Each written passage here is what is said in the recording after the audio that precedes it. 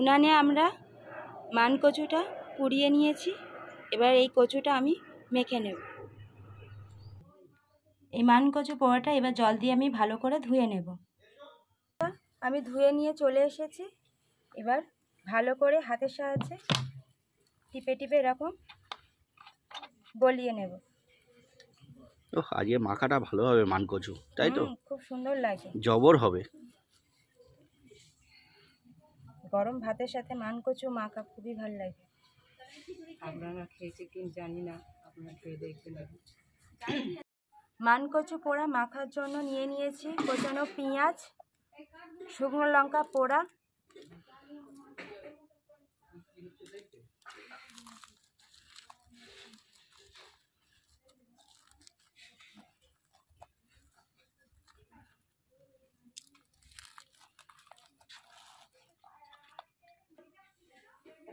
দিয়ে দেব নুন,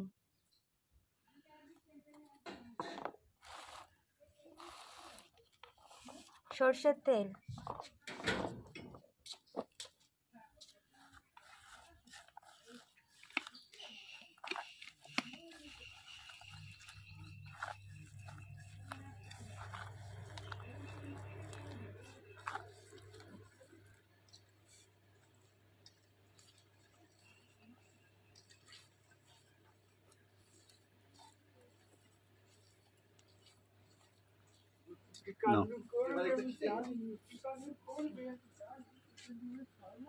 গরম ভাতে কচু পোড়া খুবই ভালো লাগে।